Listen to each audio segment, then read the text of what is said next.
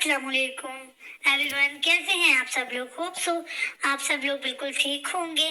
तो आज हम माय गर्ल जानूर जायद का नॉवल स्टार्ट करते हैं। So let's get started. गर्मियों की दोपहर में सूरज सवा नेज़े पर था। गर्म लू चल रही थी।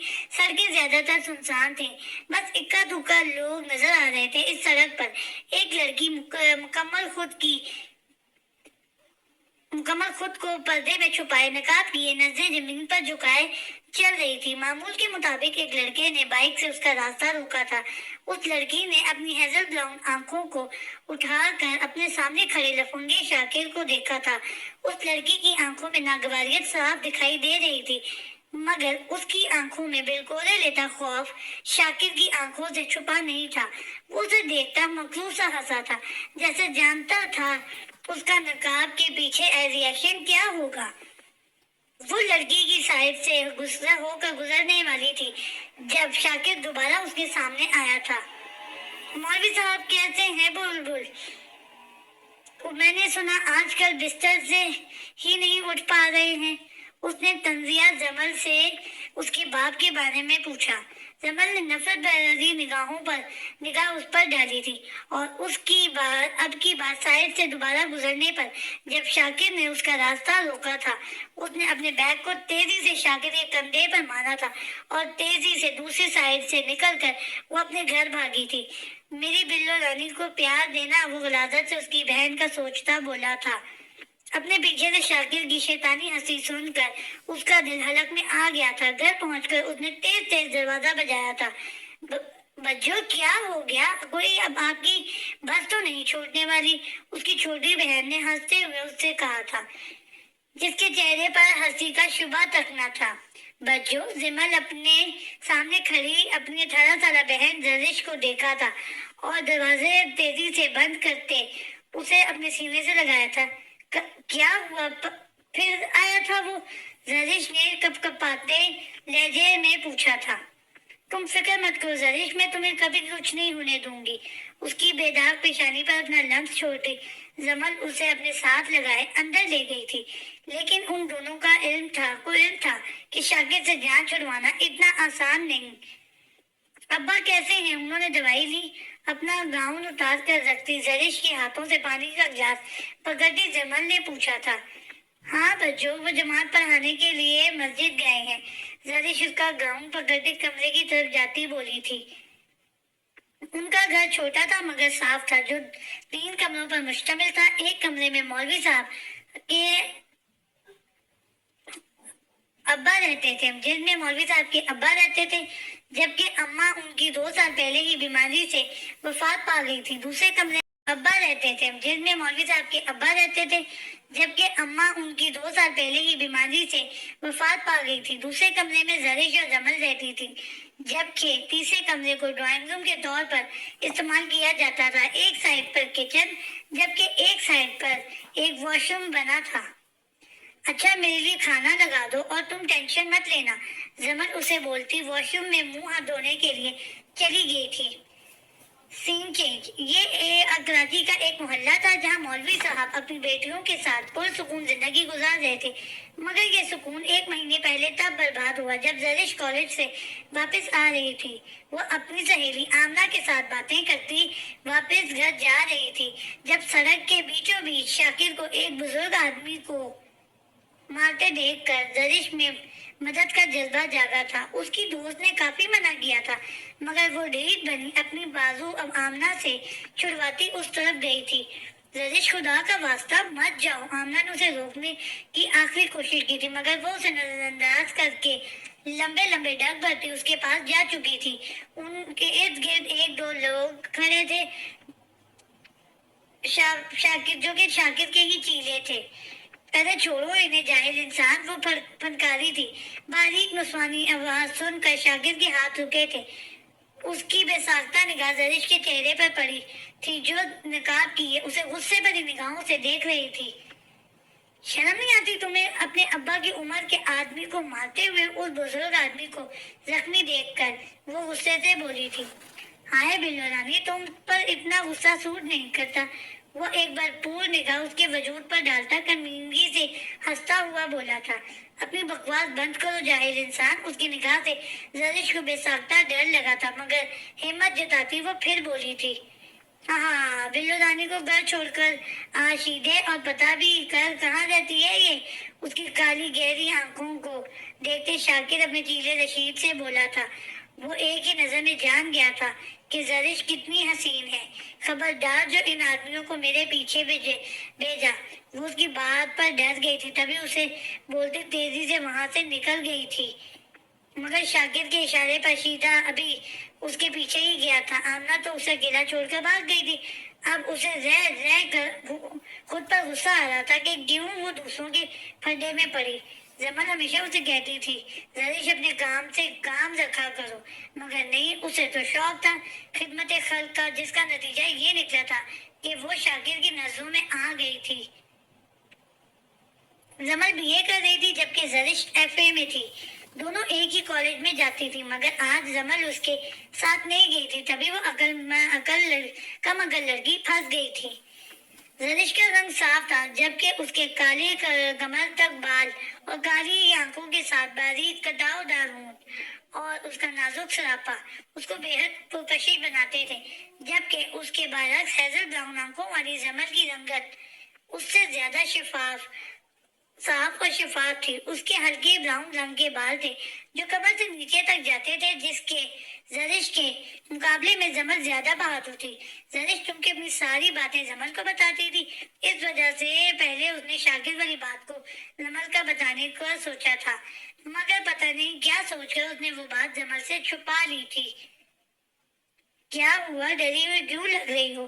کسی نے کچھ کہا ہے؟ وہ جب گھبرائی گھر داخل ہوئی تو زمل نے اس سے پوچھا تھا، نہ بچو، وہ بس آج گرمی زیادہ ہے نا، اس وجہ سے وہ صفائی سے جھوٹ بول گئی، مگر یہ جھوٹ زیادہ دیر چھپا نہ رہ سکا۔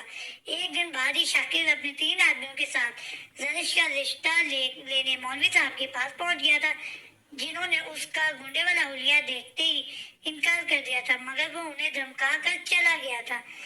مولوی صاحب کے انکار آپ کی بیٹی پر بہت بھاری پڑے گا۔ وہ غصے سے بھگتا چلا گیا تھا۔ مولوی علیم الدین نے اپنا گھر آ کر پیار سے زرش سے پوچھا تھا، تب انہیں اور زمل کو اس کی بے وقوفی کا پتہ چلا تھا۔ زرش کے لیے علیم الدین ڈر گیا تھا، تبھی انہوں نے اس کو کالج کی بجائے گھر سے پڑھنے کا حکم دیا تھا، جس پر وہ پہلے تو مان ہی نہیں رہی تھی، مگر معاملے کی نزاکت کا احساس ہوا تب اسے جا کر اگلے دن ہی وہ زبردستی زمل کے ساتھ کالج کے لیے نکل گئی تھی۔ کالج جاتے ہوئے تو اسے کوئی رکاوٹ نہ ہوئی تھی، مگر اصل مصیبت کا سامنا تو اسے تب کرنا پڑا جب وہ زمل کے ساتھ واپس آ رہی تھی۔ میری بلو رانی، آج اتنے دنوں بعد دیر رات کروایا ہے، یہ آنکھیں ترس گئی ہیں اپنی بلو رانی کو دیکھنے کے لیے۔ شاکر بائک سے ان کا راستہ روکتا اترا تو زمل نے بے ساختہ زرش کو اپنے پیچھے چھپایا تھا۔ ہاں، میں شاید تمہیں پسند کر لیتا بلبل، مگر اب میرا دل اپنی بلو رانی پر آ گیا ہے۔ وہ خباثت سے زمل کو سرتاپا گھورتا بولا تھا۔ زمل نے غصے سے اسے دیکھا تھا۔ تم جیسے گندے کیڑے مکوڑے کی ایسی گندی سوچ سے میں اچھے سے واقف ہوں، اور پولیس تم جیسے لوگوں کا جو حال کرتی ہے نا، پھر وہ فوراً ہمیں باجی باجی بلاتے ہیں۔ وہ اسے باتوں میں پولیس کی دھمکی دیتی زرش کو سائڈ سے لے کر گزر گئی تھی۔ میری پیاری بلبل، جس پولیس کی تو بات کر رہی ہے نا، وہ ہمارے تلوے چاٹتی ہے، اور بہت جلد اپنی بلو رانی کو میں لے جاؤں گا، وہ اونچی آواز میں بولا تھا، جبکہ زمل اور زرش کے قدموں میں تیزی آ گئی تھی۔ وہ جو کیا ہوگا، وہ شخص میرا پیچھا نہیں چھوڑے گا، وہ روتی ہوئی زمل سے بولی تھی، مگر زمل نے اسے تسلی دیتے اسے اب گھر سے نکلنے سے منع کر دیا تھا۔ مولوی علیم الدین اپنی بیٹیوں کی ٹینشن میں بیمار پڑ گئے تھے، جس کی وجہ سے اب کم ہی اٹھ پاتے تھے۔ ان کے گھر بچے ٹیوشن پڑھنے آتے تھے جن سے ان کا گزارا ہو رہا تھا، لیکن سب محلے والوں کو شاکر کا پتہ چل گیا تھا، جس کی وجہ سے اب ان کے گھر بچے بھی بہت کم پڑھنے آتے تھے۔ سین چینج۔ دن بدن گرتی مولوی صاحب کی طبیعت سے زمل اور زرش کافی پریشان تھی۔ وہ دوائیوں سے بھی کوئی افاقہ نہ ہو رہا تھا۔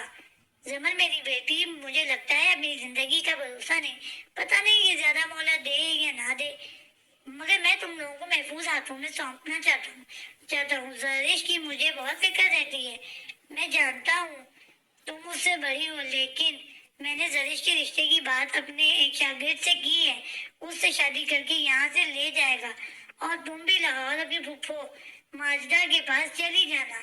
ابا کیسی بات کر رہے ہیں؟ زرش ابھی بہت چھوٹی ہے، ہم ایسا کرتے ہیں کہ گھر بیچ کر لاہور چلے جاتے ہیں، اس نے جج سے مشورہ دیا تھا۔ زرش تمہاری نظروں میں چھوٹی ہوگی زمن، مگر وہ بچی نہیں ہے، اسے میری خاطر سمجھاؤ اور اس شادی کے لیے راضی کرو۔ اس جمعے کو مجید اپنی امی ابو کے ساتھ ہمارے گھر آ رہا ہے، نکاح اور رخصتی سادگی سے ہی ہوگی۔ مولوی علیم الدین اس کے سر پر ہاتھ رکھے ہوئے بولے تھے۔ زمن نے ان کی بات سمجھتے سر ہلایا تھا، وہ جانتی تھی شاکر اس کی بہن کو کبھی سکون سے جینے نہیں دے گا۔ زرش میری بات سنو، وہ کمرے میں داخل ہوتی زرش سے بولی تھی، جو دھلے ہوئے کپڑوں کو تہ لگا کر الماری میں رکھ رہی تھی۔ جی بجو، اس نے زمن کی طرف سوالیہ نگاہوں سے دیکھا تھا۔ اگر اماں زندہ ہوتی تو میری جگہ وہ تم سے بات کرتی، مگر اب یہ ذمہ داری ابا نے مجھے دی ہے۔ اس کا ہاتھ پکڑتے اپنے پاس بٹھاتے زمن نرم لہجے میں بولنا شروع ہوئی تھی۔ کیا بات ہے بجو، ایسا کیوں بول رہی ہیں؟ اس کا دل کسی بری خبر کا بتا دے رہا تھا۔ ابا نے تمہارا رشتہ اپنے شاگرد سے کر دیا ہے، اور جمعے کو تمہارا نکاح اور رخصتی ہے۔ وہ ایک ہی سانس میں بول گئی تھی۔ بجو، میں کوئی شادی وادی نہیں کروں گی۔ ابا ایسا کیوں کر رہے ہیں؟ وہ رو دینے کو تھی۔ زرش، کسی نہ کسی دن تو تمہاری شادی ہونی ہی تھی نا، اور اب ہو یا 2 سال بعد ایک ہی بات ہے۔ ابا اپنی زندگی میں ہی تمہیں رخصت کرنا چاہ رہے ہیں، انہیں ڈر ہے کہ ان کی زندگی مزید انہیں مہلت نہیں دیں گے۔ آخری بات پر زمن کا لہجہ سند گیا تھا۔ بجو، آپ کی شادی کا حق مجھ سے پہلے ہے۔ اس نے نم آنکھوں سے زمن کو دیکھا تھا۔ شاکر تمہیں جینے نہیں دے گا زرش، اسی وجہ سے بھی ابا تمہاری جلد شادی کر رہے ہیں، اور تم میری فکر مت کرو، جب قسمت میں ہوا میری شادی ہو جائے گی۔ اس کے سر پر لب رکھتی دھیمی آواز میں بولی تھی۔ زرش نے اس کے گرد اپنا آثار ڈالا تھا، جبکہ کچھ آنسو اس کی آنکھ سے نکلتے زمن کا دوپٹہ بھگو گئے تھے۔ سین چینج۔ شاکر سے چھپ کر محلے والوں کی مدد سے مولوی علیم الدین نے نکاح کا سارا انتظام کیا تھا۔ زرش کے لیے ایک سادہ سا سرخ جوڑا اس کے سسرال والوں کی طرف سے آیا تھا۔ سب لوگ تیاریاں کیے بیٹھے تھے۔ زرش کو زمن نے ہی ہلکا ہلکا سا تیار کر دیا تھا، جبکہ زمن خود بھی ہلکا پھلکا جوڑا پہنے تیار تھی۔ نکاح کے لیے بس چند لوگ ہی شامل تھے، وہ بھی لڑکے والوں کی طرف سے ہی تھے۔ نکاح کے لیے لڑکے والے آ گئے تھے، ان کے آتے ہی نکاح شروع کیا گیا تھا۔ تھوڑی ہی دیر میں ان کا نکاح ہو چکا تھا۔ مولوی علیم الدین زرش کے سر پر ہاتھ رکھتے اسے کئی دعائیں دے کر چلے گئے تھے۔ مبارک ہو زرش، اس کا سر چومتے اپنے ساتھ لگاتے زمن خوشی سے بولی تھی۔ وہ مجید کو ایک نظر دیکھ کر آئی تھی۔ وہ سامنے سے نمزد کا خوش شکل نوجوان تھا، جو سرکاری نوکری کر رہا تھا۔ بجو، مجھے آپ کی بہت یاد آئے گی، وہ نم لہجے میں بولی تھی۔ زمن نے زور سے اسے خود میں بیچا تھا۔ زرش کو کمرے میں اس کی ساتھ ملنے آئی تو زرش ان کو اکیلا چھوڑ کر باہر لوازمات دیکھنے چلی گئی تھی۔ کھانا کھانے کے بعد روتے ہوئے زرش کی رخصتی پر مولوی صاحب اور زمن کی آنکھیں بھی بھیگ چکی تھی، مگر اپنی بیٹی کو محفوظ ہاتھوں میں دے کر مولوی صاحب پرسکون ہو گئے تھے۔ زمن، اپنا سامان پیک کر لو، صبح صبح ہی ہم لاہور کے لیے نکل جائیں گے۔ زرش کو رخصت کرتے زمن سے مولوی صاحب بولے تھے۔ ابا، اتنی جلدی؟ ابھی تو ہم نے زرش کو بھی نہیں بتایا کہ ہم لاہور جا رہے ہیں، اس نے اعتراض کیا تھا۔ میں نے مجید کو بتا دیا ہے زمن، اور وہ زرش کو اب کبھی یہاں نہیں لے کر آئے گا۔ تم بھی تیاری پکڑو، ماجدہ کے بیٹے زمیر سے تمہارا بھی میں نے جاتے ہی نکاح کر دینا ہے۔ مولوی علیم الدین فیصلہ کن لہجے میں بولے تھے۔ زمن چاہ کر بھی کچھ بول نہ پائی تھی۔ اور میں نے یہ گھر بیچ دیا ہے زمن، آخری بات انہوں نے دھیمی آواز میں بولی تھی۔ ابا، اس نے شکوہ کن نگاہوں سے دیکھا تھا۔ ہمارے لیے یہی بہتر ہے زمن، اب جاؤ، شاباش، اپنا سامان پیک کرو۔ مولوی صاحب اپنے دل پر ہاتھ رکھے اس جگہ کو سہلاتے بولے تھے۔ ابا آپ نے دوائی لی؟ ان کو سینہ سہلاتے دیکھ کر اس نے پوچھا تھا، مگر ان کے نفی میں سر ہلانے پر جمل تیزی سے ان کی دوائی لینے گئی تھی۔ انہیں دوائی دیتی آرام کرنے کا بول کر جمل بھی اپنے کمرے میں چلی گئی تھی۔ سین چینج۔ زرش مجید کی اماں کے ساتھ پچھلی گاڑی کی پچھلی سیٹ پر بیٹھی ہوئی تھی جب اچانک گاڑی رکنے پر اسے لگا تھا کہ وہ لوگ گھر پہنچ گئے ہیں، مگر خاموش سڑک پر اچانک گاڑی کی چڑچڑاہٹ نے انہونی کا پتہ دیا تھا۔ ایک گاڑی میں سے 5 آدمی اسلحے کے ساتھ باہر نکلے تھے اور ان کے پیچھے ہی شاکر بھی مسکراتا ہوا باہر نکلا تھا۔ ان میں 2 آدمیوں نے گن تان کر ڈرائیور سمیت سب کو باہر نکلنے کا کہا تھا۔ زرش پریشان سی باہر نکلی تھی، مگر شاکر پر نظر پڑتے ہی اس کا سانس سوکھ گیا تھا۔ ہر طرح کے وسوسے اس کے ذہن میں آنا شروع ہوئے تھے۔ سب اپنی نظریں جھکاؤ، خبردار جو کسی نے میری بلو رانی کی طرف دیکھا۔ اس کے دلہن بنے سراپے کو گہری نظروں سے دیکھتا۔ شاکر اپنے آدمیوں کی نگاہ زرش پر پار کر دھاڑا تھا۔ اور تو حرامزادے ہمت کیسے ہوئی تیری شاکر کی بلو رانی پر نظر رکھنے کی؟ شاکر ایک طرف ڈرے ہوئے کھڑے مجید کے پاس آیا تھا اور اس کے سر پر گن تان کر کھڑا ہو گیا تھا۔ مجھے معاف کر دو، مجھے نہیں پتا تھا، مجید منمنایا تھا۔ ہاں ہاں، ہمارے بیٹے کو معاف کر دو، ہمیں نہیں پتا تھا کہ یہ لڑکی تمہارے ساتھ وابستہ ہے۔ اپنی ساس کی بات سن کر زرش نے نفرت سے ان بگوڑوں کی فیملی پر نظر ڈالی تھی۔ چادر میں چھپا اس کا وجود چاند کی روشنی اور گلی میں موجود لائٹ کی وجہ سے دمک رہا تھا، مگر اس کا چہرہ ابھی بھی چادر میں چھپا ہوا تھا۔ تیرے پاس 2 راستے ہیں، پہلا میں تجھے مار دوں اور اپنی بلو رانی کو لے جاؤں، دوسرا تو اسے طلاق دے دے اور میں تیری اور تیرے ماں باپ کی زندگی بخش دوں۔ شاکر نے زرش کے سراپے پر نظریں گاڑے کہا تھا، جبکہ دوسری طرف زرش کو لگ رہا تھا وہ سانسیں نہیں لے پائے گی۔ وہ اس 2 نمبر گنڈے کی اپنے وجود میں بے بس ہوتی نظروں سے کہیں دور جانا چاہتی تھی۔ میں مجید ریاض اپنے پورے ہوش و آواز میں زرش کو طلاق دیتا ہوں، طلاق دیتا ہوں، طلاق دیتا ہوں۔ مجید فوراً ہی بول گیا تھا۔ اسے اس وقت اپنی 1 گھنٹے کی بیوی سے زیادہ اپنی فیملی کی اور اپنی زندگی کی پرواہ تھی۔ اللہ تمہیں برباد کرے بگوڑے انسان، تم جیسے ڈرپوک شوہر سے بہتر ہے میرا کوئی شوہر ہی نہ ہو۔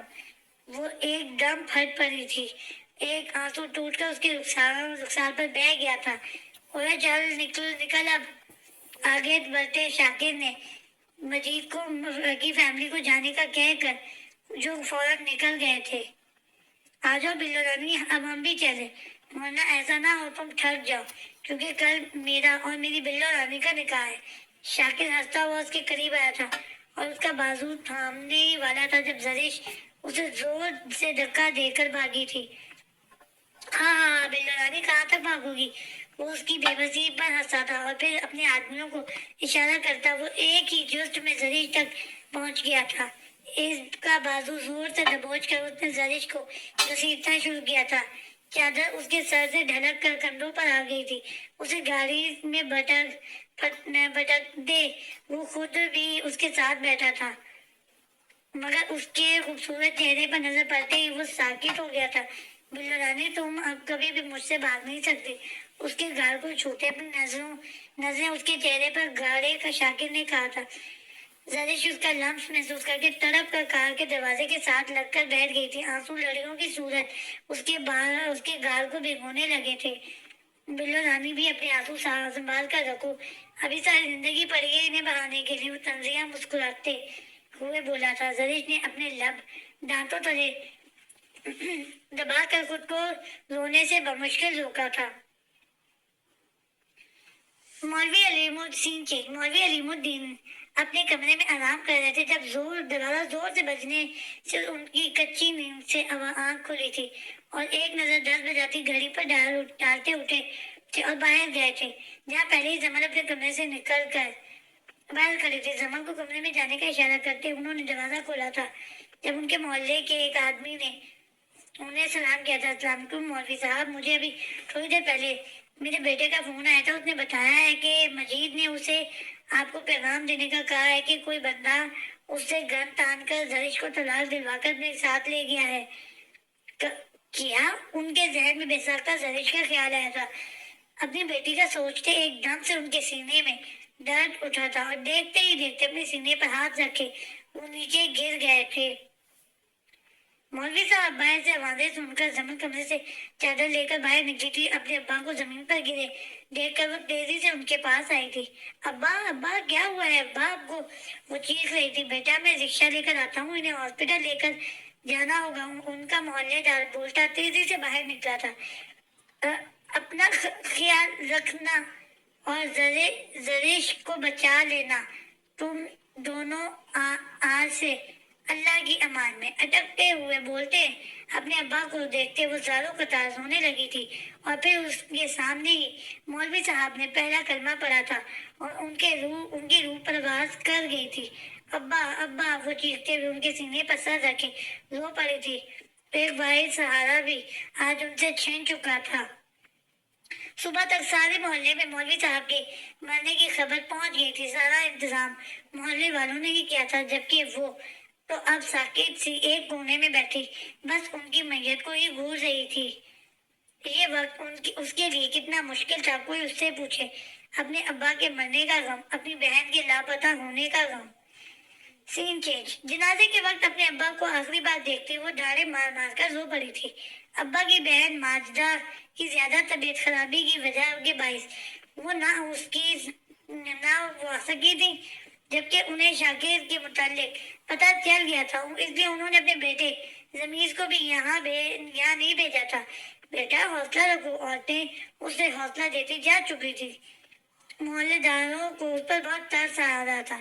وہ پولیس کے پاس اپنی بہن کی گمشدگی کی رپورٹ درج کروانے جانا چاہتی تھی، مگر اسے پتا چلا تھا وہ لوگ 24 گھنٹوں سے پہلے رپورٹ درج نہیں کرتے۔ سب کے جانے کے بعد وہ صحن میں ہی بیٹھی رو رہی تھی۔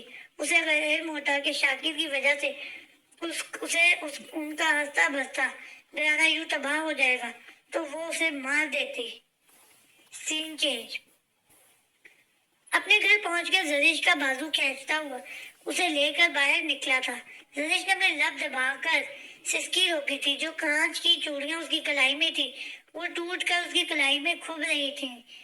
زریش کی چادر اب تقریباً اس کندھوں سے ڈھلک کر زمین کی صفائی دے رہا تھا۔ بھائی دیکھیں اپنی ہونے والی بیوی کو لے کر آیا ہوں، وہ لاؤنج میں داخل ہوتے ہی اونچی آواز میں بولا تھا، اس بات سے بے خبر کہ وہاں پہلے ہی گہری خاموشی کا راج تھا۔ 3 لوگ صوفے پر کروفر سے بیٹھے تھے، جبکہ شاکر کا بھائی ان کے سامنے نظریں جھکائے کھڑا تھا۔ صوفے پر بیٹھی شخصیت کو دیکھ کر شاکر کا بھی منہ اچانک بند ہوا تھا۔ زریش اس کے رک جانے پر اپنے دوسرے ہاتھ سے چادر اٹھا کر اپنے کندھے پر اوڑھی تھی۔ اس نے آنسوؤں سے دھندلاتی نگاہوں سے سامنے دیکھا تھا، جہاں سب کی نظریں خود پر محسوس کر کے وہ سمٹ سی گئی تھی۔ وہ جو کبھی اس گھر سے بنا پردے کے نہ نکلی تھی، اب خود کو ان لوگوں کے سامنے بے پردہ پا کر گھٹی گھٹی آواز میں سسکیاں لے رہی تھی۔ وحشت زدہ سی خاموشی میں صرف اس کی سسکیاں ہی سنائی دے رہی تھیں۔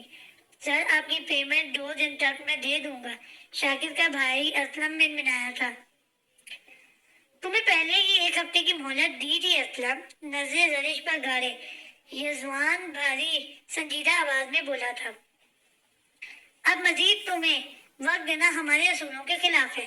اس کی آواز سن کر اسلم اور شاکر دونوں کا ہی سانس اٹکا تھا۔ سر شاکر نے کچھ بولنا چاہا تھا، جب اپنا ہاتھ اٹھا کر یزوان نے اسے کچھ بھی بولنے سے منع کیا تھا۔